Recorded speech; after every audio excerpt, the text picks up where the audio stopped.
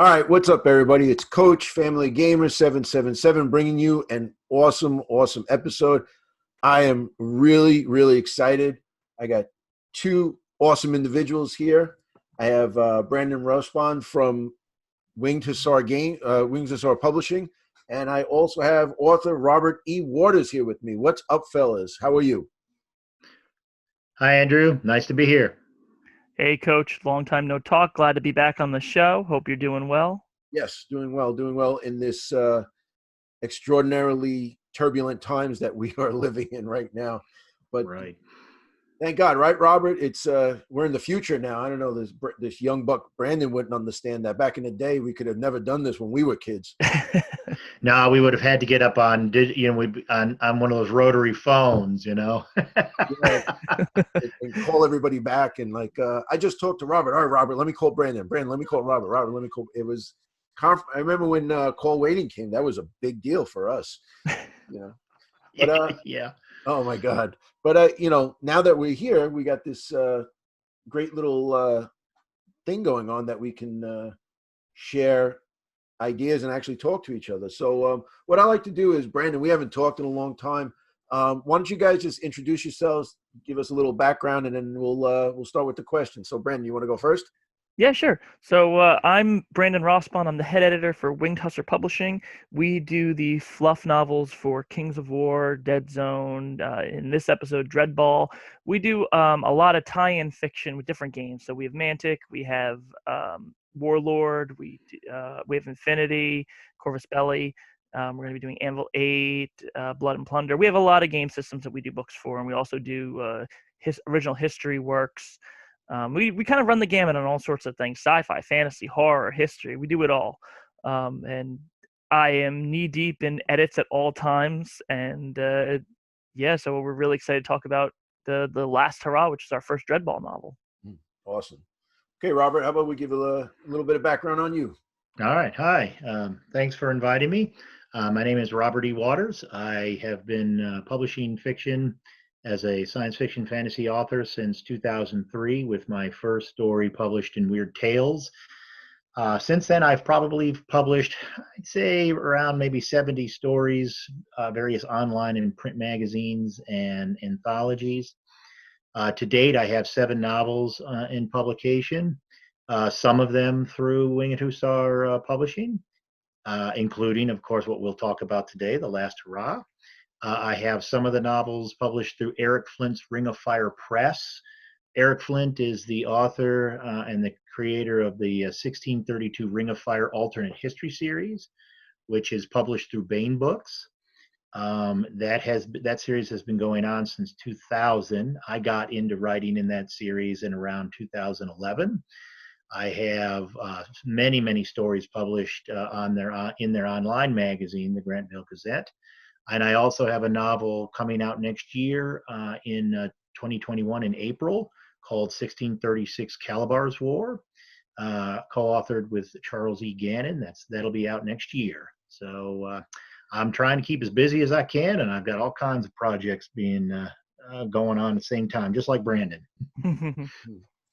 So a writer writes always. Always. So, all right. So I know that you, Robert, you did some work for Black Library. How was that? Yeah, I wrote one short story for them that appeared in one of their anthologies set in the Warhammer fantasy universe. The story I wrote was called Ilmet in Mordheim, and it was set in their Mordheim, skirmish level miniatures game that came out in the early 2000s. I worked with them on that. I worked with Lindsay Priestley, who was the editor at the time, and I presume she's still the editor. I haven't talked to her in a while, but and that was fun. That was a lot of fun. We batted around some ideas for a novel, but never landed on anything specific. So that was the extent of my work with them. But they were great guys, and Lindsay was fantastic, and it was quite a fun working with them. Yeah. Now, how about I know you did some stuff for like games and software and things like that. How was that? That was you know, some of the games and stuff. You know, the computer games were a little different before the big boom in the consoles and stuff. Even now, the computer games are different. But how is it doing that? Like, you know, is that a writing thing, or is it, you know? Well, just a little bit more about my background. I've actually worked in the gaming industry since 1994. I actually started working as a managing editor at the Avalon Hill Game Company, which was headquartered here in Maryland, Baltimore at the time. And I worked as a managing editor on their magazine, The General. I was there for about a year and a half. They also did computer games. You know, they were branching out into computer games at the time. So they did games for the computer that were sort of like part of their IP, you know, their tradition, which was war games.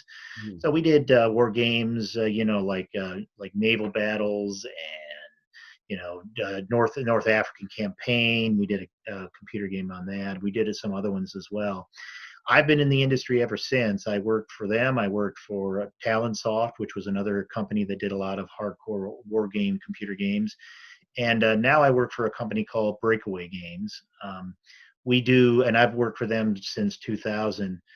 That we do primarily medical training games that the medical institutions and hospitals and organizations around the country and across the world use to train their students and their medical staff on effective medical treatments and doctors and nurses and things of that nature. So the gaming industry along those lines has evolved quite a bit, from almost primarily PC games to console games. Now you've got almost primarily online games, a lot of online games. So yeah, it's evolved. Wow, so you're sending out a game to doctors so they can play a game that they're actually going to use to study to save lives later on. That's pretty cool. Yeah, well, for example, we have a game called Vital Signs, ED, Emergency Department. Basically, you run a shift. You're an emergency room doctor doing like a 6-hour shift. And you've got patients coming in, and you've got to assess their problem and see if it requires further treatment. You've got to order tests. You've got to either admit them into the hospital for further observation and potential surgery or whatever, or you decide, well, it's not too serious. Everything's under control. I'm going to send them home.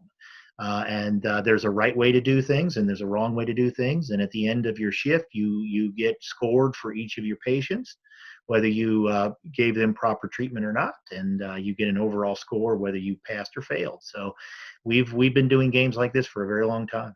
Wow, that's pretty cool. I've learned more about the medical field than I probably ever wanted to in my entire life. That's you know what, you never think that, but that's pretty cool, man. I've never heard of that. My daughter's looking to go into the medical field. I might have to hook you up, check you out when it's time to train for it. So, well, what you want to do, at least initially, is have her go up on our website, www.breakawaygames.com. Mm-hmm. I think that's what our website is, and you can at least check out what we're doing. All right, very cool. That sounds interesting. I don't know. I'll probably, if I played the game, I'd probably be more of a Walking Dead situation in the hospital. Well, trust me, I work in these things all the time, and I'm still not that qualified to be a doctor. If I had to be certified playing these games, I'd be kicked out of the surgery ward. They're tough. I mean, it's a difficult thing sometimes. Yeah, but it makes sense. It has to be tough so that when the time comes, you're ready to go. You actually have some inkling of what's going to happen. But well, we're right. It's a matter of life and death oftentimes. Yeah. You know, somebody comes in with just a sniffle and maybe the flu, it's no big deal necessarily. But somebody comes in with a regular heartbeat, and looks like they're on the verge of a heart attack, that they could die. I mean, our patients sometimes in these games can die. They come in alive and they go out dead, and it's you have to try to make choices to keep them alive. So it's tough. Wow. Oh, wow. All right. That's something new. I thought we were just going to talk about like Labyrinth or something like that. Those computer games. That's pretty intense. All right, so now let's transition into the wargaming thing before we get into the book. So, I know with this channel, everybody knows that's listening now that we're primarily a wargaming channel with miniatures. So, Brandon and Robert, either one can answer this. Like, are you playing? I know Brandon's always busy, and now with the new baby, he's probably got, he's working off of 2, maybe 3 minutes of sleep. But, are you guys playing war games, or what are you into, or like what type of war game, or just what tabletop games or console games or anything? What are you guys into? Well, I'm a big fan of tactical level World War II games. I go back to my time at Avalon Hill, and I got really heavily into Advanced Squad Leader (ASL), and I played that a lot. Nowadays, I don't play that too often, but I do play a number of other tactical level games like Conflict of Heroes, Combat Commander from GMT. There's a new one that just came out recently called The Last 100 Yards, which I'm hoping to get into soon. I enjoy really just for my own personal play, tactical level war games. I find that the counter amounts, the counter numbers that you deal with on during one scenario at a time is a much more easily manageable, especially an old man like me. I can't deal with these massive Third Reich kind of long battle lines with hundreds and hundreds of counters anymore. It's just not my thing anymore. And I play a lot of war games. I mean, I really liked Games Workshop's War Master, their tabletop War Master 10mm fantasy battle game. Mm-hmm. That's a fantastic game. And they have they have moved on. Other companies have done like the medieval war game, medieval armies and ancient armies in that series. So I try to play as much as I can. I don't have as much time anymore as I used to, but just trying to keep with it as best as I can. Yeah.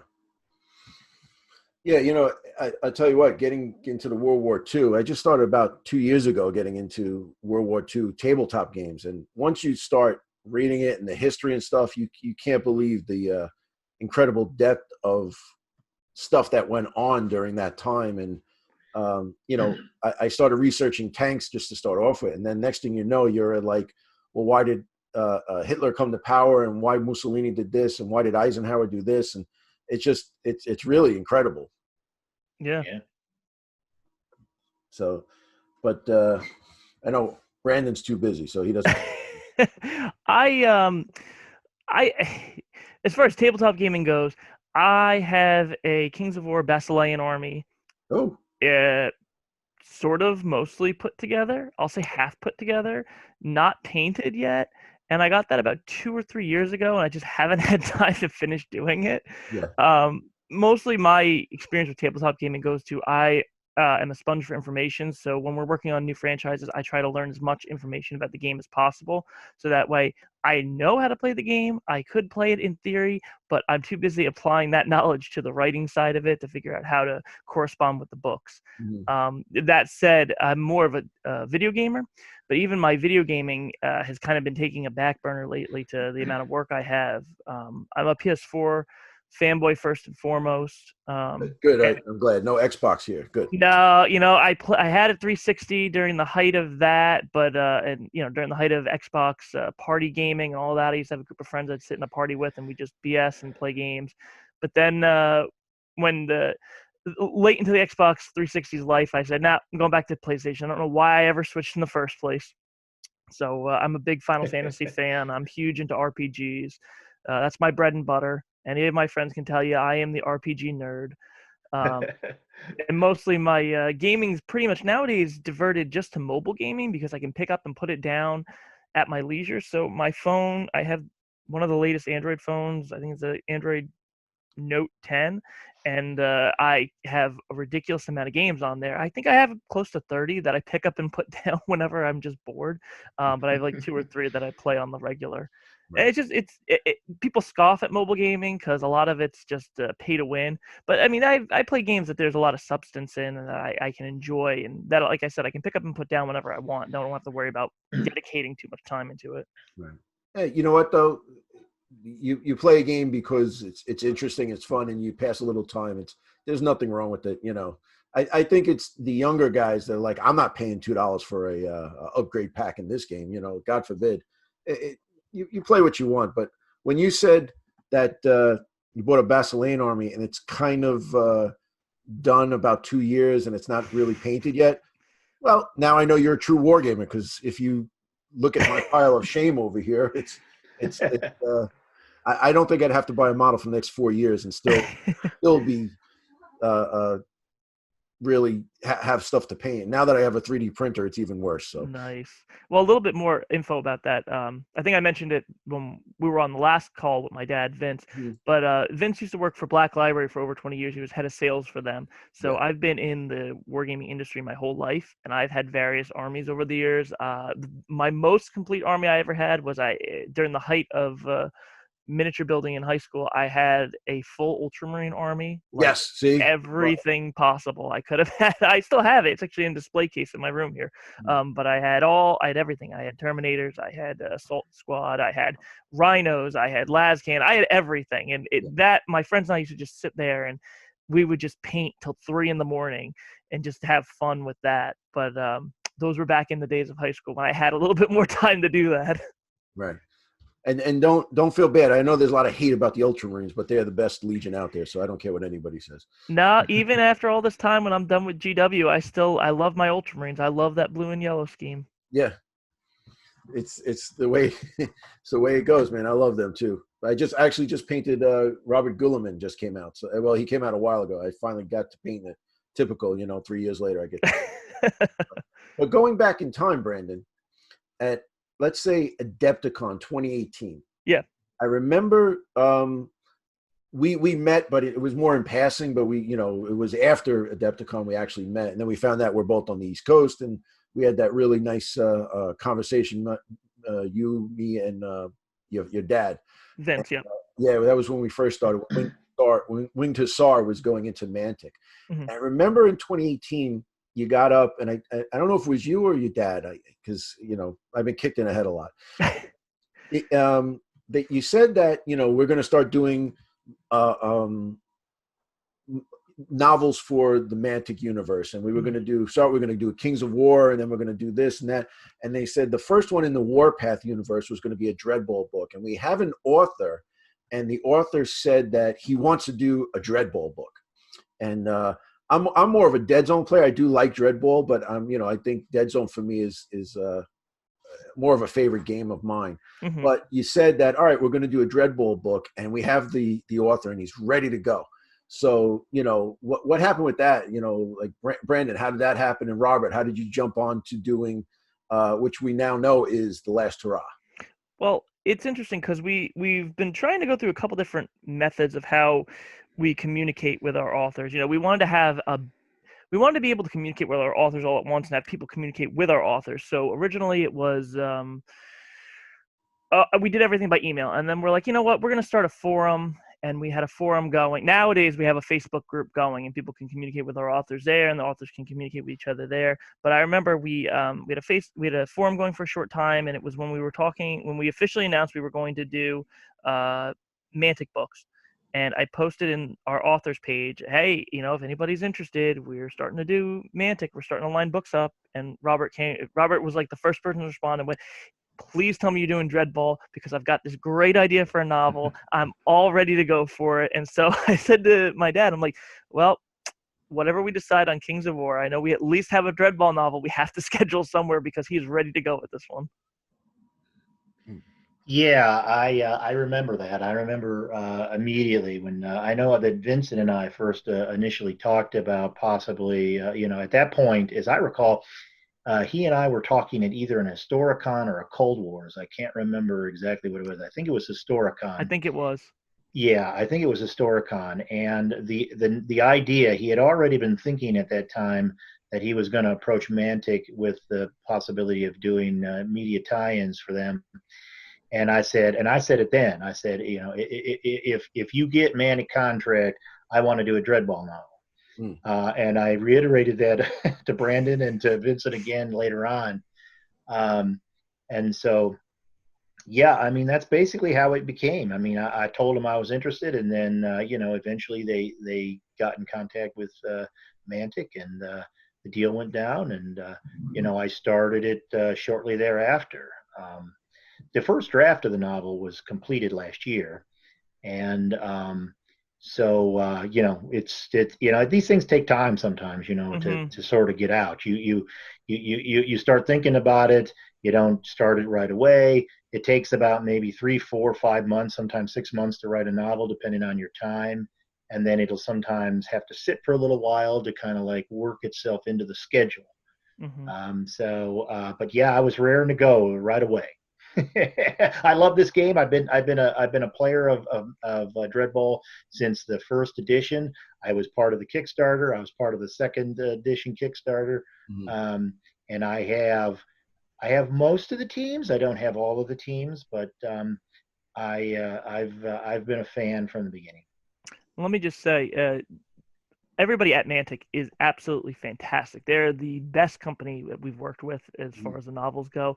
Ronnie has known my dad for years and years and years. They're both ex-GW guys, and the books were always an assurance thing. I remember when we started, my dad had showed me Kings of War novels or miniatures, and he's like, "Yeah, we're gonna do novels for these guys eventually. We're in talks of it. It's gonna happen. We just have to sit down and, you know, iron something out." And I remember after the first Adepticon we went to, I looked at what they had and I said, "What are we waiting for? Like these guys have got great models and they got a great game. Let's just jump on this." And then that they, you know, they ironed out the contract and we were good to go. So it was always an assured thing we were going to be doing novels with with Mantic. We just weren't sure. We had to get the specifics down. Right. But, you know, all the guys involved at Mantic are fantastic. Ronnie, Rob Berman, Matt Gilbert, Dave Simmons, all these guys are really great to work with, and they're very awesome about feedback, communication, making sure that things are going the way that is going to make all parties happy. And it says a lot when you compare it to some of the other companies we work with, because it takes some companies, it takes a long time to hear feedback from. Some companies don't give us any feedback and just go, whatever. And then afterwards go, well, that's not what we wanted, but we didn't say anything in the first place, so never mind. So it's the relationship we have with Mantic is a very unique one and a very strong one. And I cannot say enough good about the guys over there. Oh, that's good. Yeah, because, you know, it was, like I said, it was 2018, and we're like, all right, when's this book going to come out? You know, we want it yesterday. Right. And then, you know, now it's, you know, 2020, we're finally getting it. And it was just crazy because I remember it like it was yesterday, and it was like, yeah, we're author. He's all set. He's ready to go. So Robert, you were playing Dreadball. So that's what kind of gave you an intimate background of Dreadball. Oh yeah. I mean, yeah, I've been a fan of sports, fantasy, and science fiction sports games. I guess basically from the beginning. I mean, my play of them goes all the way back to the original, the first edition of Blood Bowl, which came out in like 87, 88. You know, which was almost basically just nothing more than Warhammer Fantasy on a pitch. You know, Right. it just the rules were almost exactly the way that you play the tabletop miniatures game in that universe. And then, of course, over time it evolved and had its own real set of rules. I've played that. I've played Dreadball. You know, when Dreadball came out, it's just I immediately went to it because it was. I felt that to some extent the field was sort of saturated with fantasy sports games, and I was actually ready to go with a science fiction sports game that looked and feel really solid. I mean, the fact that you know, it was so much different in many ways than some of the stuff that was out at the time. I mean, the fact that the players use action points to decide what they're going to do with their players during their turn, and if you score a goal, then the ball just immediately pops back into play. And no matter wherever your players are on the pitch at that time, that's where they start. Right. So it just creates a whole different dynamic back and forth when you're playing. And I really liked the sort of the limit of the number of figures on each side. and the way that this play moved back and forth. I've always been a fan of sports games, and Dreadball really scratched an itch at the time that it came out. So I've been a fan ever since. Like, that's really good. And then when they said that they were doing the Dreadball novel, and then I found out that you were writing it, I was happy because I really enjoyed the Wayward 8, which I read. And the reason I read that was at the time we were playing Wild West Exodus, and one of the first factions or first groups that I painted, I started painting the Outlaws, but then I started painting the Wayward 8. And of course, if you're painting it, you got to read the book. And I really enjoyed, A Contract to Die For. Actually, we're not on video, but I'm holding the book right now. But yeah, it was great. And I was like, all right, Robert Waters is a good author, and he can bring a little, bring some justice to Dreadball, or just fleshing out the Warpath universe. I thought that was great. And, it all worked out that a fan or a guy who plays Dreadball can write a Dreadball novel, because you'd be more like invested, or you would be more emotionally tied to this subject. Well, yeah, thank you. And I appreciate your kind words on Wayward 8. I was really hoping that, we'd be able to continue on with those folks. But, of course, publishing issues and IP issues and things of that nature didn't allow us the opportunity to move forward with that set of mercenaries. But that was a fun novel to write. And I really enjoyed the dynamic of the characters in that novel, just as much as I enjoyed writing the relationships between the characters in Last Hurrah. In some ways, I guess you could kind of see that there are some similarities between them, in that it's sort of a ragtag group of guys in the Wayward 8 novel, and it's basically sort of a ragtag team of guys in the Dreadball novel too. Right. It has a sort of a similar kind of vibe going on, but of course a totally different universe and totally different circumstance and situation. But that universe, the Wild West Exodus universe, is a really interesting universe, and I was glad to write that novel. So thanks for getting it and reading it. Yeah, I'm a real fan. I don't know about these other guys, but I actually. I read some stuff that you've done in the past. So I was, like I said, I was excited that, all right, Mr. Waters is doing this book. All right, cool. That's fantastic. And honestly, we would have liked to continue on with the Wild West Exodus series of novels. We had a lot of plans for it, right. But the company actually, a little bit of background information, if I can give you real quick. We actually had a whole nother novel commissioned, written, and done. And in the selling of the company, we had to cancel the novel because the new owners didn't approve of the novel that the previous owner had commissioned. Right. So we paid for, wrote a complete novel, and we had to scrap it. Wow. And the Whaling Games, we tried to reach out to them and strike a deal for doing novels with them, and they didn't have any interest in doing novels with the game. So that's where that ended. So we have copies of all the books still, but that's why we don't do any more Wild West Exodus books. But I was very surprised to hear that. I'm very glad you enjoyed it. Yeah, no, I did. And it's crazy too. I think looking back, I know that now the Wayward 8 has changed. There's like different characters and stuff in it. So maybe that's why it didn't. Well, that was a big thing when we were negotiating negotiating terms with the new company, is that they wanted to steer away from historical characters, and they wanted to make certain characters closer to other intellectual property characters, I guess. They didn't want to offend anybody in history, and so they kind of cut the whole historical aspect out of all the big characters, and you can kind of see where the Wayward 8 kind of look like other people now. So we all know if you see the cover and you see the models, that they would be riding on a ship somewhere. Yeah, we took a little bit of a like, we don't really know how we feel about that. We don't want any, infringement on anything. But they're like, no, this is where we're gonna go with it. And all of the novels you've written are now bunk because all those characters are all changing, and we don't want any historical references whatsoever. Wow. So like Geronimo and all of those, like all the Native Americans, they all changed completely, and then they said all the novels were no longer canon because they didn't want anybody big named like that. So yeah, it's interesting how they changed that whole dynamic. Which is kind of sad because the Jesse James trilogy was excellent. I thought that was very good too. In that universe and the writing and everything, I thought that was a great novel set.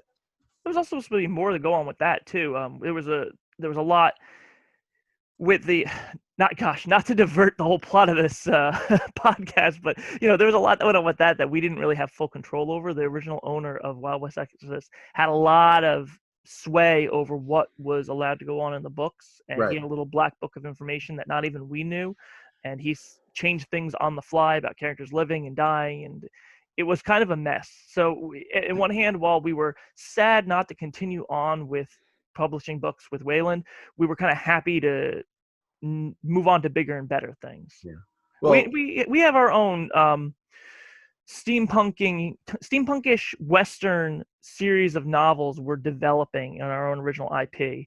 Right. So if you like the Wild West Exodus series, look out for a series we're going to be developing called Rise of the Alchemist. On our website, we actually have the first book up for pre-order because it's going to be coming out next year. But basically, we're trying to fill that niche that we used to have with a different series that's our own. Right. So now, would you be able to take like the book that you wrote and just kind of, I don't know, change it around enough where it's not, let's say, a Wild West Exodus book, but it's like you said, your own thing, and not to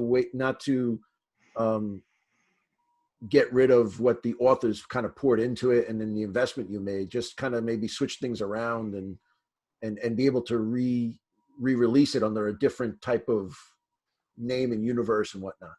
I think we've talked about it in the past, but ultimately it's just, I don't remember Vince's ultimate justification for that, but it had been talked about. I think legally we can't do it. Okay. I think that's what it comes down to, is legally those are the books that we have, and we can't. I think it would cost too much money to go and re-edit them and change things around. So we're just going to start over, fresh, new characters. We're going to be using that idea of taking characters from history and putting them into our books and doing some alternative history things, but maybe not the characters that people are familiar with. Some new, different ones. I think we're going to span a couple different time periods too. So it's going to be we do a lot of stuff, but this will fill that like Western steampunkish niche that we don't have anymore. Yeah, that's good to hear.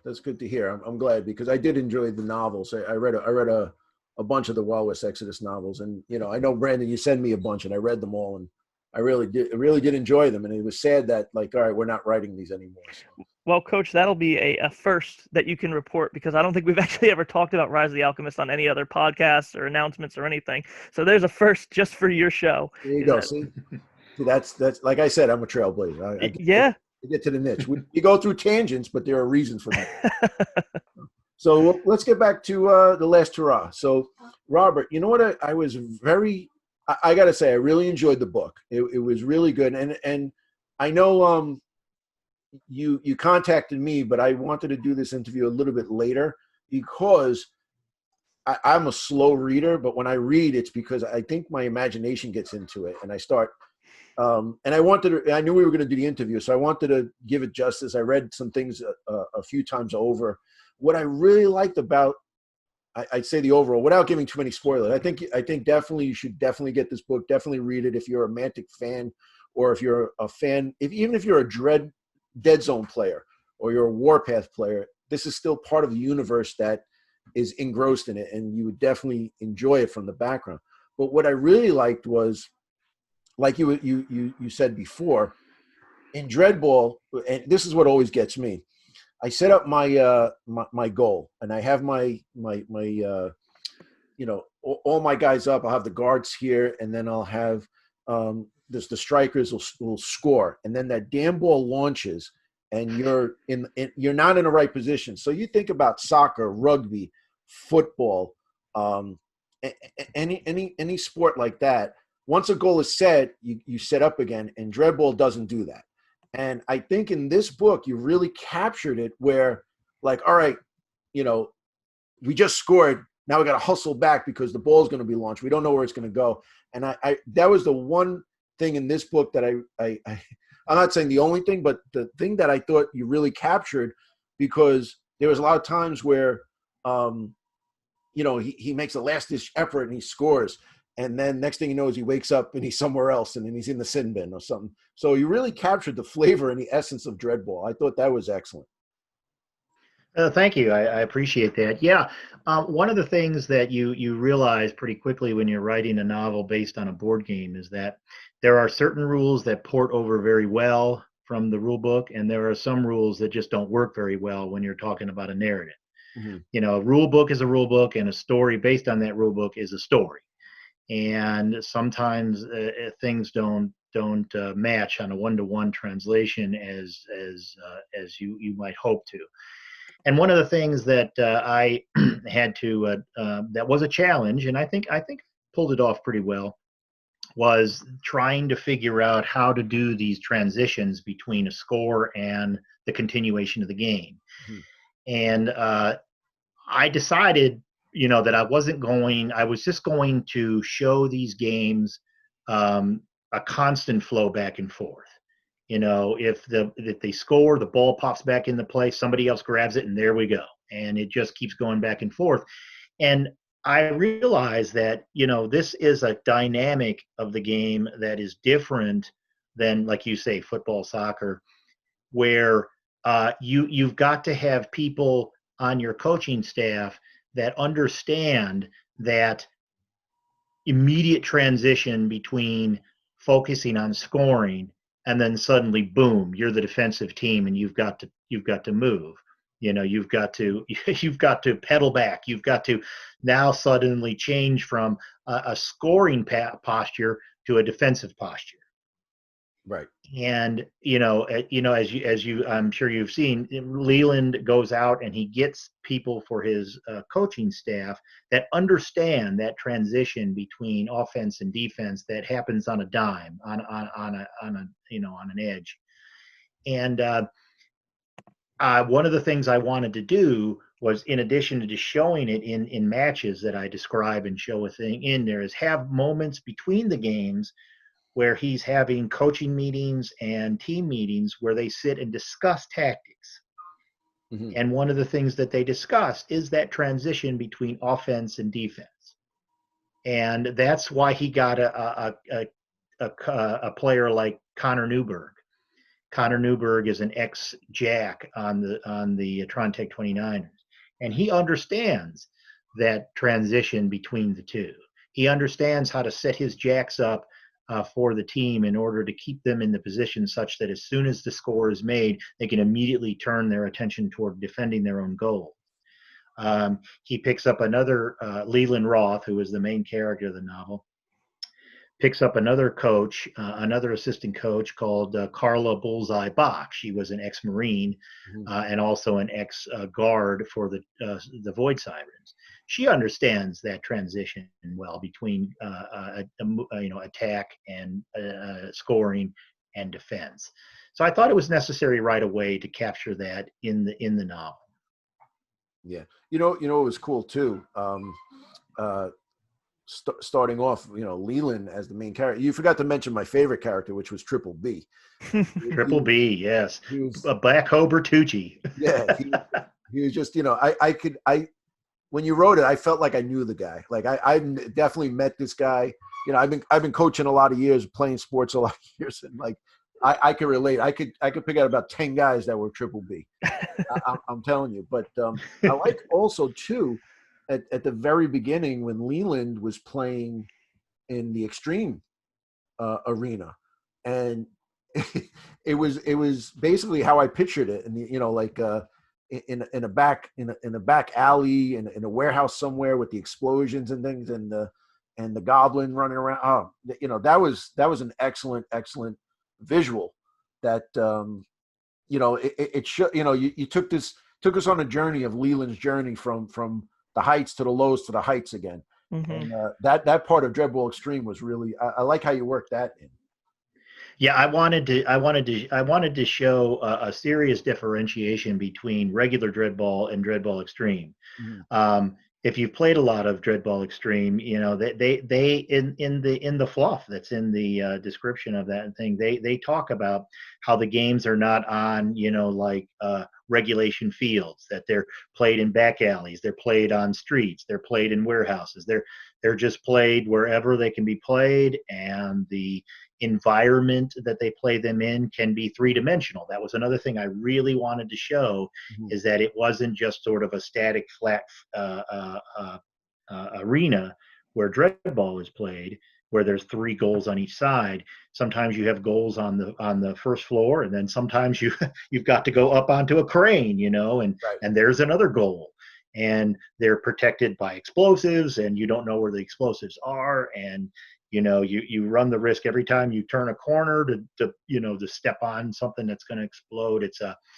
It's a much more violent. I mean, Dreadball itself is a very violent sport, but extreme Dreadball that's played in the, you know, the gutters of the third and fourth spheres is really deadly. And yeah, I wanted to showcase that through the descriptions of how the balls move, and how things explode, and how bodies are piling up, you know, and stuff like that. So yeah, it was important to do that. And another thing, very, very important about the characters, is that nobody is superhuman in this novel. Everybody's got flaws and strengths, and you can see three-dimensional characters in every single one of them. You know, you got to remember, these are all humans. Well, on this team, they're all humans, but they're all mortals, and you see weaknesses and flaws in every single character. And you know, nobody's that virtuous, rightful good guy. This isn't a story about that. This is a story about people, and people on a sports team. I mean, in real life, you don't have any like bright knights in shining armor on a sports team. That's not what it's about. Mm-hmm. And that was actually interesting as I was reading it, because I was kind of like, well, Leland's a great character. He's a really awesome main character. We see a lot of depth, but he's not necessarily a hero. Right. But that doesn't detract from his character. I think that's what makes him more engaging and real as a main character, is because he's not necessarily a hero, but he's good. He's got a good heart, and he's got a good conscience. And I think that's what really is one of the strongest things about the book, is the characters. Right. And Leland, as out of all of them, has the most. I'd say he has, like you said, like a good heart, but he has the most flaws coming into the game, you know, into the game and starting the new team and whatnot. He has a tragic backstory, and he's not the, like you said, he's not a superhuman guy that could work. He's got a lot of flaws that he's got to deal with, but the whole thing is trying to overcome that. And I think that was really intriguing, from how he can go from A to B, you know, point A to point B, and the journey getting there was really good. Definitely.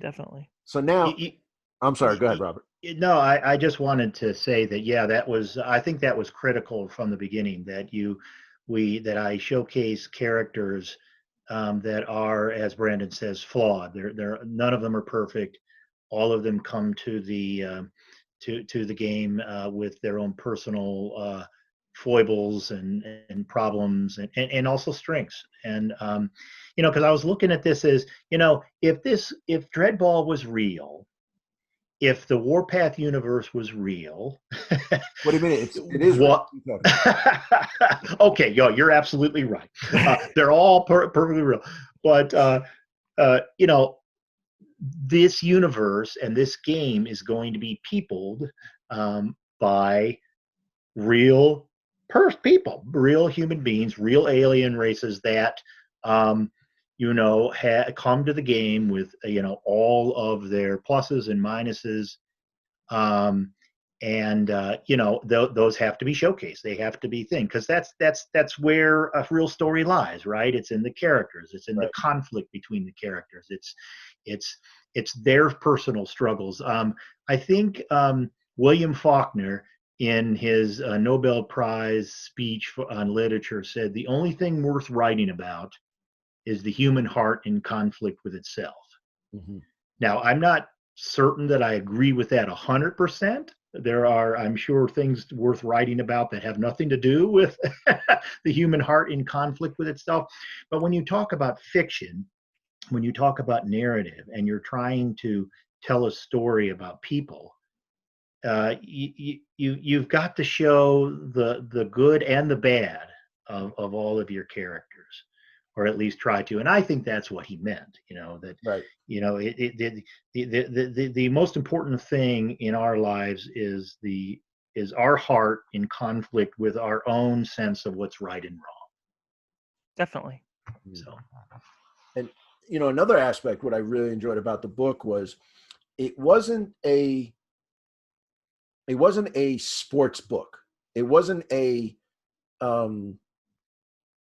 like you would like Remember the Titans or something like that. It was it centered around basically Leland, his journey, the Dreadball team, but then there was a bunch of other plot twists and turns and intrigue and whatnot that came into it, that even though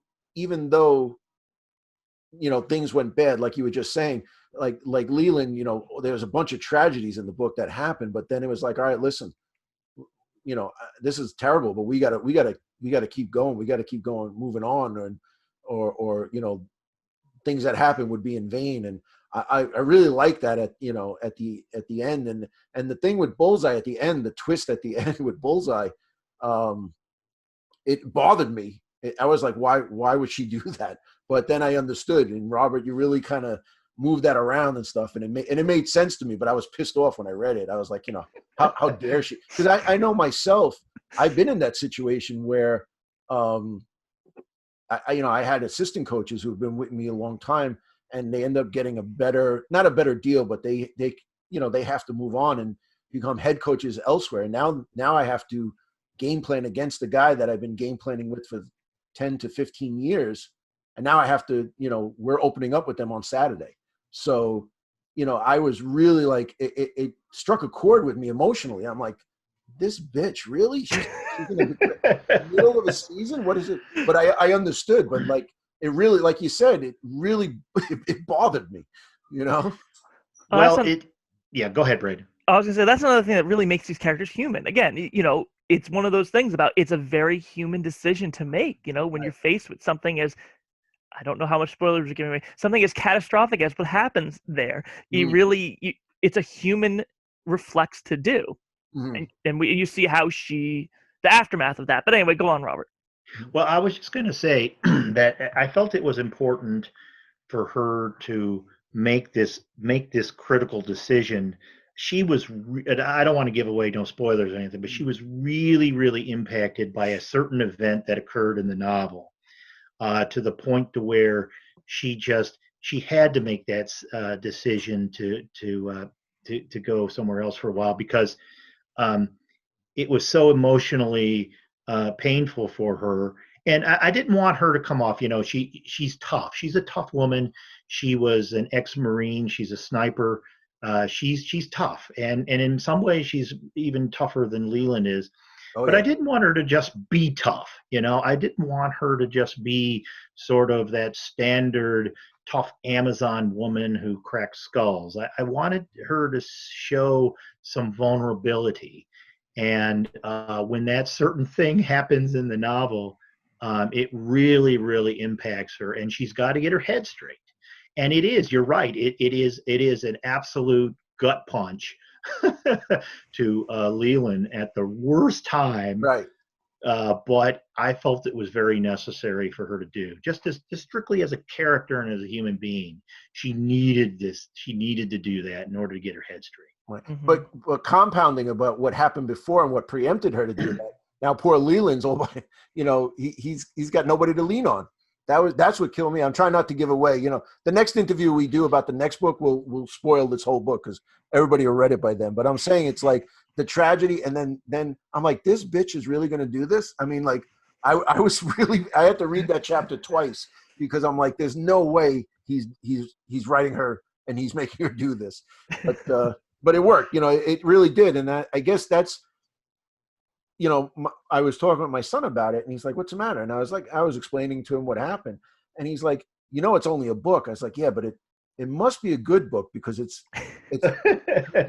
I'm like pissed off because I'm so invested in it, and you could say that like I was really really really like I was engrossed in it, and I really cared about the characters, and that's what it is too with when you're reading this book or you watch a movie or anything where it's like, yeah, I could care less, well, this guy died, this guy did this guy did.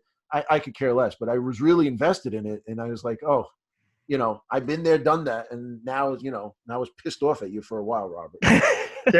there is, in my mind, there is absolutely nothing wrong with a person getting angry with an author's characters. Right. I remember back in the 80s, late 80s, I believe it was, Glenn Cook. Many of you might know Glenn Cook. Glenn Cook is an author of the Black Company series of military fantasy. It's one of the best military fantasy series out there, the Black Company series. He wrote a trilogy where the main character was such a total, she was just awful. And I hated her every minute. And then I loved her too, And I realized once I'd read that novel, he's taking a huge risk here of angering people about this character. But, it worked. And so I felt that, from time to time, I try to do that. I try to throw that. George Martin is notorious for pissing people off when he's reading his Game of Thrones novels. Yep. But if they're strong enough characters, if they're diverse enough, if they have enough three-dimensionality to them, your anger about them, you can overcome, like you did. And you can then sympathize with them in a way to allow you to continue. And that's what's important. Yeah. Well, I remember a quote from, like you were saying about Martin. Martin's like, I try to write characters where you're going to fall in love with them and you get engrossed with them. Then I'm going to kill them off. So I hate that with a burning passion. It's why I stopped watching Walking Dead. It's why I stopped watching Game of Thrones. And I read all the Game of Thrones books too. Right. I cannot stand getting attached to main characters constantly and just having them wiped out. That's a personal pet peeve. Right. Well, hey, look, I will agree with you, Brandon. I think there is a limit to how much you should do this. Yes, agreed. Yes, absolutely. I think that you can go absolutely overboard with it, and you reach a point to where you kill off so many good characters that people stop caring. Oversaturation of it. So it has to be done in a very careful manner. It has to be a plot point, not just for shock and awe. Not just for shock and awe, absolutely. Or you could be like Raymond Feist and just write the characters where they drink something and they happen to be immortal, and 3 or 4 generations later, the guy's still around. He's 150 years old, but he's still making plots and plans to kill dragons and overthrow governments. So there is that too, where the characters never die. Yeah. I mean, there has to be an end to a character story. I mean, with any character, there has to be an end to their tale, and there has to be, you have to know when their plot is finished. Right. And it's one thing when you're reading a series like Harry Potter. Obviously, Harry Potter has got a long series to tell, and you don't expect Harry Potter or Hermione or Ron to die, but that's also something I have against J.K. Rowling. Is in the last book, she's like, "Oh, I cried killing off these characters." It's like, well, why did you do it then? I mean, I understand that it was a big battle, but couldn't they have been wounded? Couldn't they have just been out of action? Did you have to kill them and then tell the world that you're crying about it? Dan Abnett, I actually talked to Dan Abnett about that when that quote came out, and he goes, "Oh, she's a jerk." He goes, I've never cried over killing any of my characters. It is what it is. It's part of the story. And that said, I held it very aggressively, Dan Abnett, when he killed off Corbeck, because I'm like, it was one of my favorite characters. Why'd you go and do it, Dan? He goes, I got plenty of other characters to work with. Oh, Dan. He's a card, boy. Yeah. Well, just so we know that Dan Abnett will kill you off in a second. Doesn't matter as long as it's literally correct. He'll do it. No, I mean we were. So another really quick backstory is we were at games days a lot at Baltimore. I would go, my dad, my mom, my sister, my younger sister, me, and we often, Dan Abnett would come and stay at our house, and we'd bring him to games day with us to sign books, et cetera, et cetera. And one games day, he had a sign-up sheet, and he said, put your name here for a chance to be killed off in one of my books. Wow. And people were writing, that thing had pages upon pages of people who were just like, I want to be sacrificial fodder for Dan Abnett. Yeah. I'll tell you what, I would have signed up for it. I did. Yeah, you know, like Dan Abnett, he's been doing that since I think 2000 AD. Yeah. Reading his back, and I tell you what, my son's anytime Abnett writes a comic book, my son's very into comic books. Anytime he'll write something, I was like, why did you buy this particular book? Yeah, because Abnett wrote it. Oh, okay. And then, you know, it's like, we'll give him a chance, you know, just because of what he's done before. And also with Black Library and whatnot, but, you know, I digress. See, this is the tangent show. Yeah, exactly. Yeah, that's all good. Yeah. All right. So one of the questions I wanted to ask was, this is not the first, but one of the early ventures into the Warpath universe. You know, we had a collection of short stories, and then there was the novel. Strike. Yeah, First Strike, that was written about it kind of fleshed out the universe with the Enforcers and the Veer-myn and the GCPS, which we now know is more of a corporation hires an army, and then they kind of defend their interests there. And what was it like for you guys to flesh out the universe? Like, is it like, all right, I can imagine, like, because I've listened to interviews with Black Library authors saying, I want to do this. Oh, I can't do this because of this or that, this. We have like a timeline of what's going to happen. And, how is that with this? Because I know, Robert, there was a lot of things where, Forge Fathers and Brockers and the Revs with the Rallorants and different things like that, different aliens playing, and then even in the background, it was, as a tournament setting up, we had the Nameless was going against like the Crystallins and things like that. How much freedom did you have to flesh out the universe?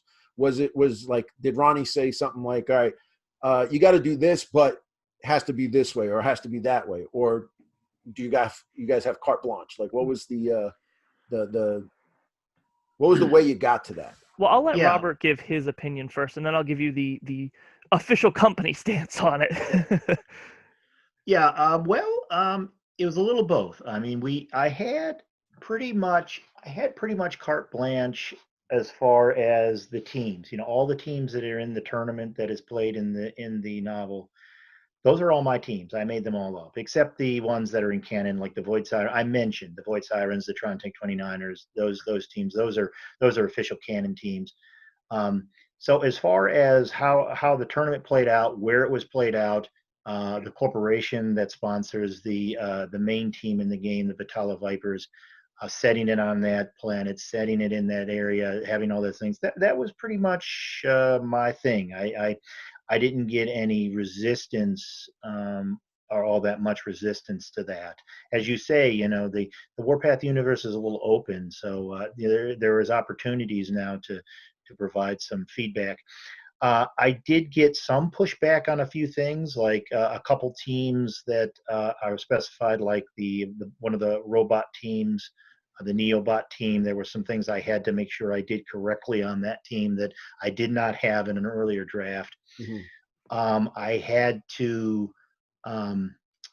There was some issues about Marauders and exactly the terminology of that kind of team that we had to work out. Now, in terms of the Warpath universe, Chris Versby sort of served as a kind of a beta reader for the novel. He provided some insight on some of the terminology and some of the information as well. So he was helpful on a number of things. But as far as having too much hardcore pushback, the most pushback I got was making sure that we adhered to some of the rules, of the game. a little bit closer to the vest than I had initially done in like a first draft. Those were all tied into the rules of the Dreadball game, not necessarily the setting of the Warpath universe.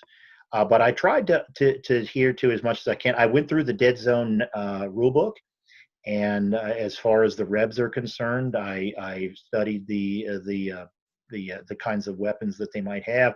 I studied the kinds of different kinds of races that take up the Rebs, the rebels, and made sure that the team that is in the novel adheres as closely to the Warpath definition of rebels as I could, in terms of the kinds of races that are part of the Rebel Alliance. I guess that's probably not the right term here, but the Rebs is what they're called here in this universe. So yeah, so that's where it is. And also, you had a few name character MVPs in there. I did. I had the Painmaster. The Painmaster was one of the guys that shows up early in the novel, and he and Backhoe Bertucci, Triple B, have a nice row. Yes. They have a nice back and forth that actually pisses off Leland Roth quite a bit, but I'll let the readers see exactly why that happened. But I did, and then I had I had some sportscasters, two famous sportscasters that are part of the Dreadball universe, come in and basically narrate the final match in the tournament. And that was a lot of fun. I really enjoyed bringing those guys in and writing their back and forth. That was fun to do. Yeah, that was cool.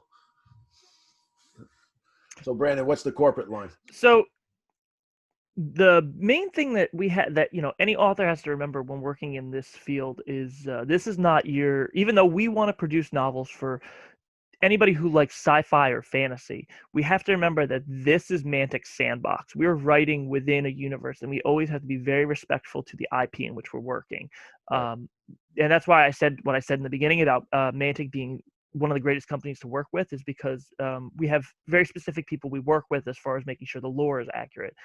We do a lot more Kings of War books, because that's Mantic's bread and butter, and Matt Gilbert works very closely with me to make sure that everything's adhering properly to how they want to do it. He and I have Skype calls every once in a while to make sure we're going over things correctly, and we constantly an email to make sure to we're on the same page with everything.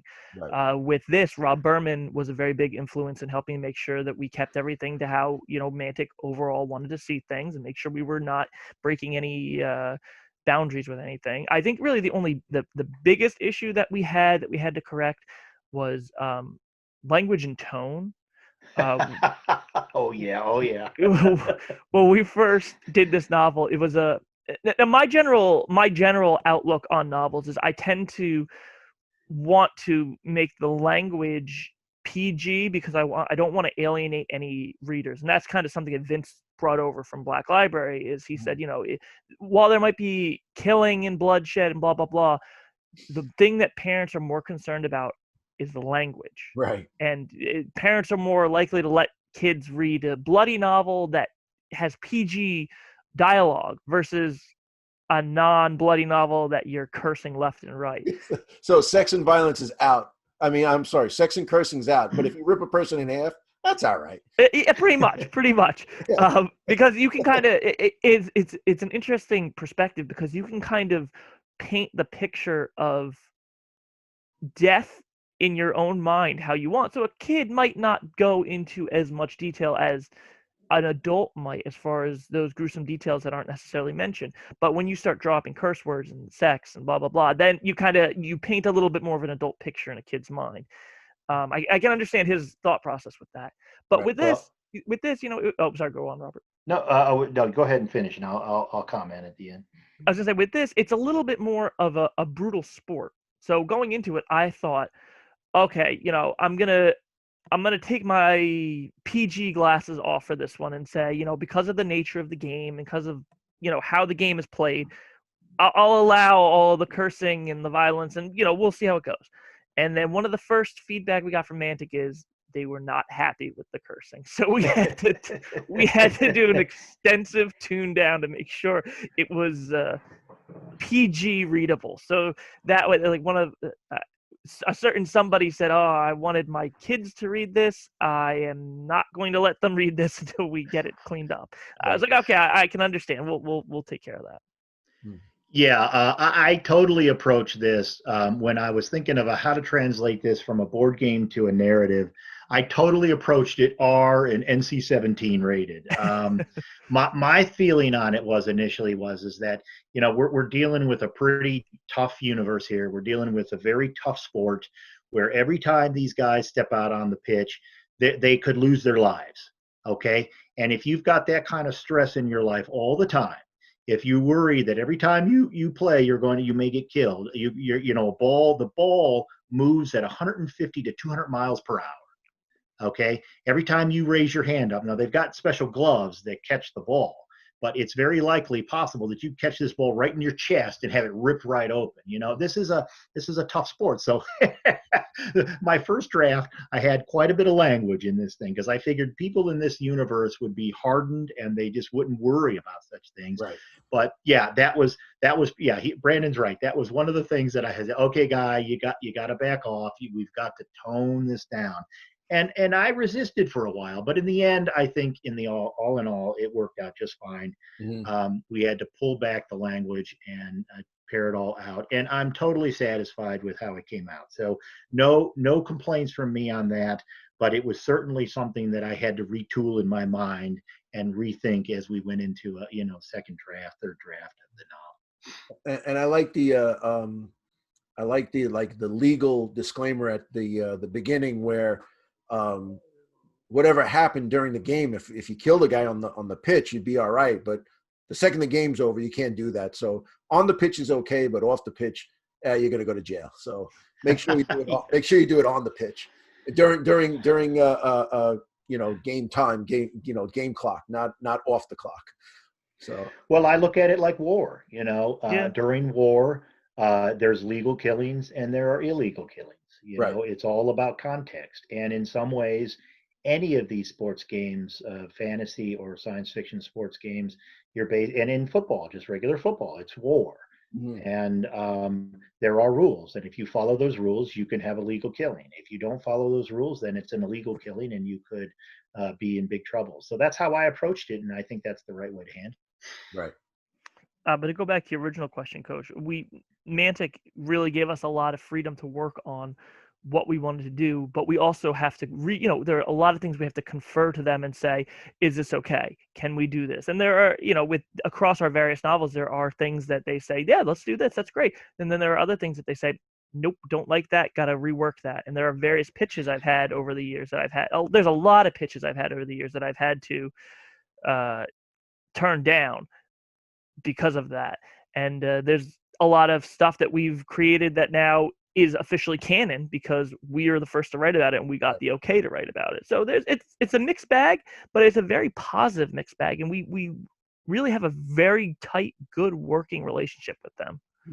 I want to just reiterate that Rob Berman, I talked with Rob Berman, through email communications from time to time.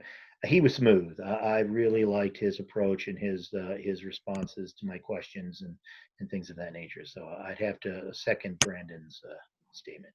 Wow, that's good. And probably a few times you guys came up with stuff that they're like, oh wow, that was good. We didn't even think of that. So run with that, right?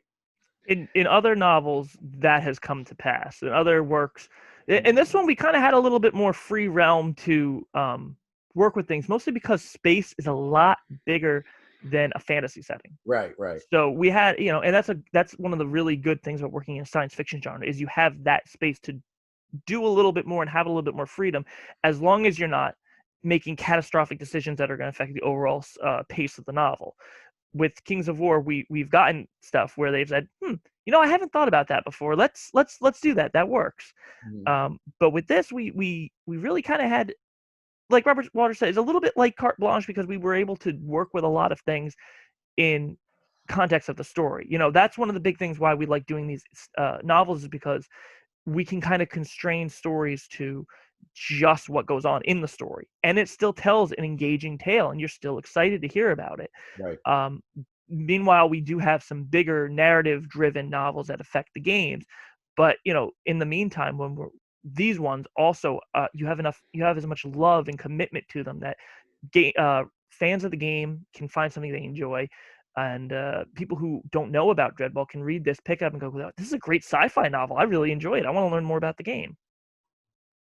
Yeah, definitely piques your interest about the game. I know, like reading it, I was thinking like I got to really finish up my my nameless team that I started a while ago, and I should finish my Forge Father team that I have started. So, definitely piques your interest. It was definitely a fun read. I enjoyed it immensely. Great. Great. We did our job then. Do you want to perhaps start your own Vitella Vipers team? Because if you say yes, that's 3 out of 3 podcasters who want to start a Vipers team. Just saying. See that? I don't know. Maybe.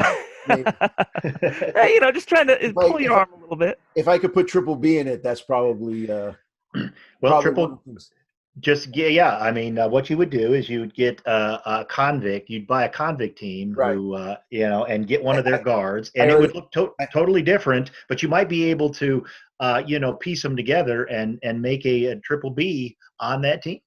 In true wargaming fashion, I have 3 convict teams, so I could definitely do it. But absolutely. So not to be different just for the sake of being different, but it did want me to put a Forge Father team on the table. I don't know about the Vipers, but Listen, I looked at it the other way. I was like, although I love Leland, I'm a Forge Father guy through and through. So I was kind of rooting for them.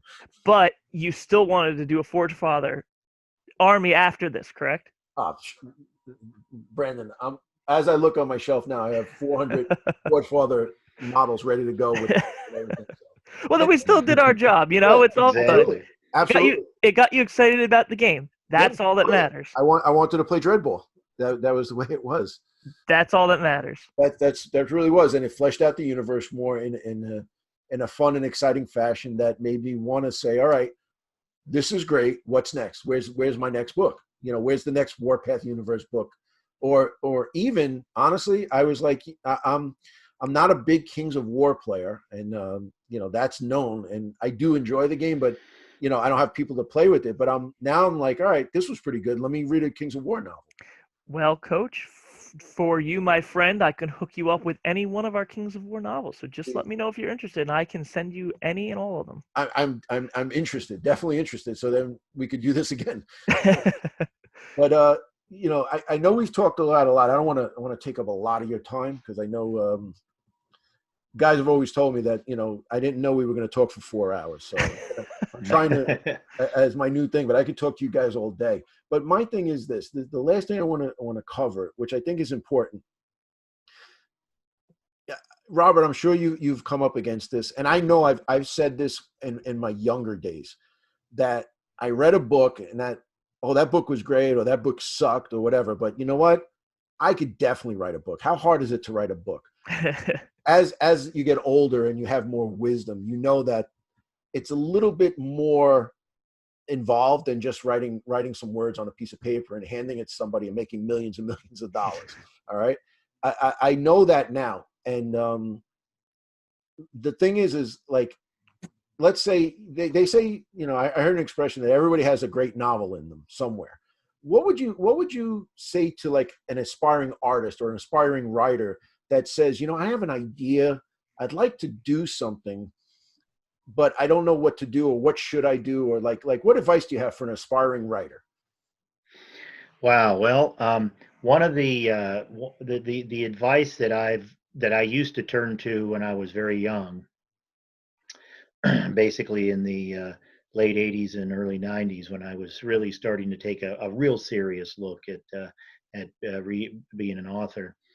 Robert Heinlein has basically 3 pieces of advice. The old great Robert Heinlein, who wrote, Starship Troopers and The Cat Who Walks Through Walls. Cat Who Walks Through Walls and The Doorway into Summer, and all of those great novels, Podcane of Mars and things of that nature. Basically, this is sort of a summary of the 3. There's actually more than 3, but the top 3 are the most important pieces of advice. If you want to be a writer, you need to write, It can't be just a concept in your mind. You've actually got to sit down and you've got to put words on page. Mm-hmm. You've got to write.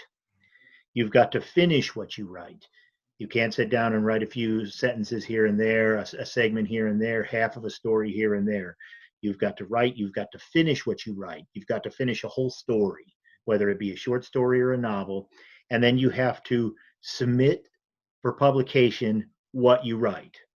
And you have to do this over and over and over again.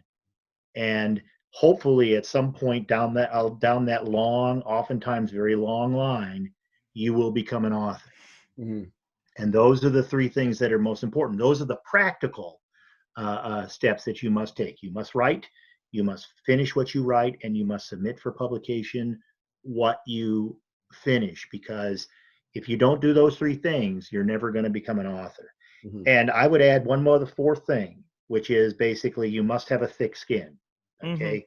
because if you're overly sensitive, if you let somebody read your stuff and they give you critical feedback and you take offense, you're probably not going to become an author. Right. Everybody has their thoughts about it, and you need to be able to take that criticism and then use it to become a better author. Now, as you get older and as you write more and more and more, you're able to discern what is good criticism and what is bad criticism.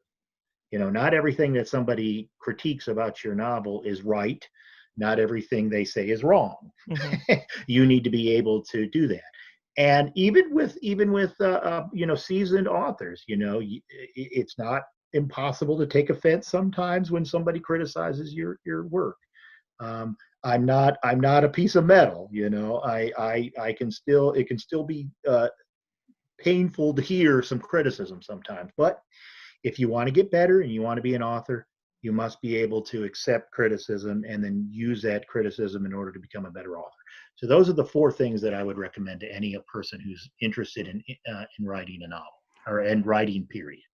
And I'd like to give some advice from an editorial standpoint, especially in this genre of tabletop fiction. First of all, I want to say that Winged Hussar Publishing is always taking submissions, and if you ever want to talk to me about writing a novel for us, if you ever want to talk about an idea you have, you can always reach out to me on Facebook Messenger, or you can send me an email at brandon.rospond@gmail.com. And I'm always happy to talk shop with people. But one of the things that I have to suggest is write about what you know. I get a lot of pitches from people who are like, oh, I want to write about this pitch that's really, I have known nothing about, but it just seems really cool. And I've got this really awesome story, but it doesn't adhere to what like Mantic want, because it's areas that they don't want to develop yet. It's areas that they're purposely keeping off limit. So I go back to them and I say, all right, so what, I mean, you don't really know this army so well because there's not a lot of information. So what army do you play? And they're like, dwarves. I'm like, okay, well, why don't you write me a pitch about dwarves? And then I get a fantastic pitch in return, because they're, instead of trying to be too ambitious, they're writing about something they know and something they're confident in. And that's what I have to suggest for authors writing in this genre, is write about what you know. Don't try to be too ambitious. In general, don't expect your first thing you've ever written to be your masterpiece. Don't write your best idea first. Branch out a little bit. And this is where this will be a little counterintuitive, but write something a little bit different than what you know. If you're going to be writing in science fiction and fantasy generally, that's where, I say try to be a little bit more ambitious. Try to do something that you're not as 100% confident in as your opus magnum. Write something different. But when in tabletop fiction, write something it's too complete. It's a very different genre, writing tabletop fiction, than it is writing generic science fiction and fantasy. Because in generic science fiction and fantasy, you're writing a story in the world and whatever happens, and you need a monumental plot to happen to keep people interested. In tabletop fantasy, you are writing in somebody else's world, and you don't have that right to make a monumental event happen. You want to write about a story that constrains itself to the pages you're writing. So they're two very different genres. So if you're going to be writing in either one of those things, you got to just prepare for what you're going to be writing about. Okay. That's a lot of really good advice. So like I was saying before, it's not that easy to do it, but that's really sound advice. So if somebody has an idea out there, or somebody has an inkling to write something, I think that's what you have to follow. It makes total sense.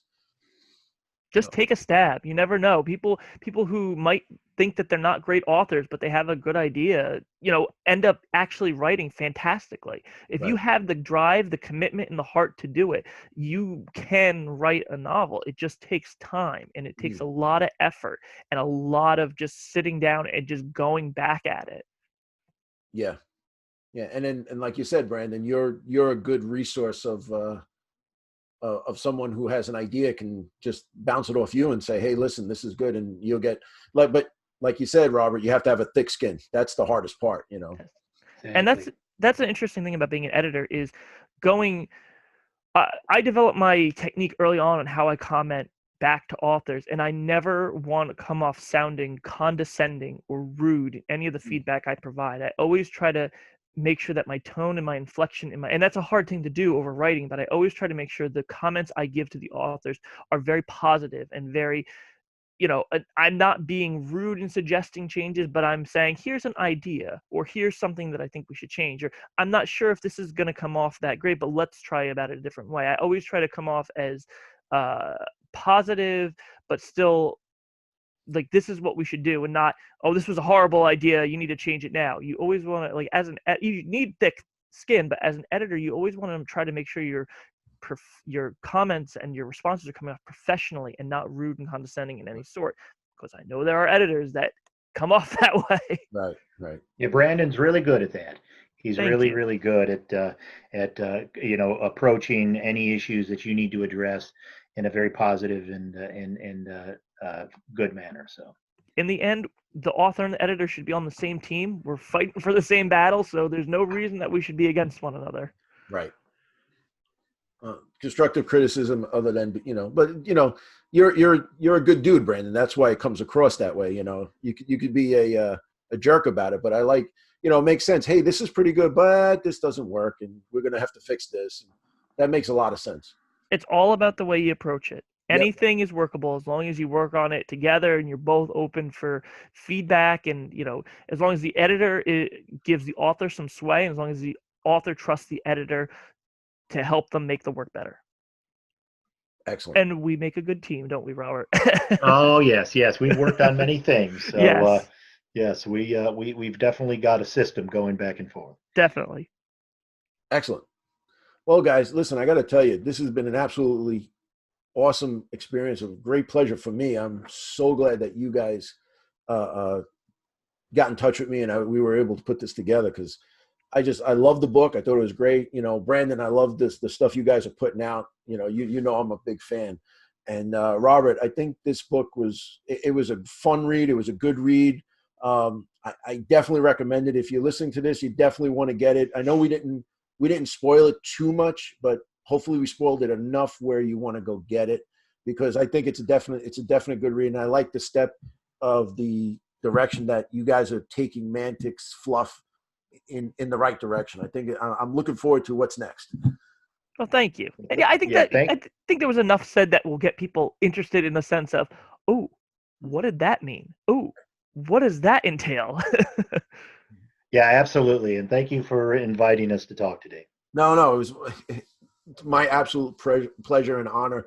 Guys, listen, if you listen to this, I highly recommend The Last Hurrah, Robert Waters, put out by Winged Hussar Publishing, which Brandon and his dad are running.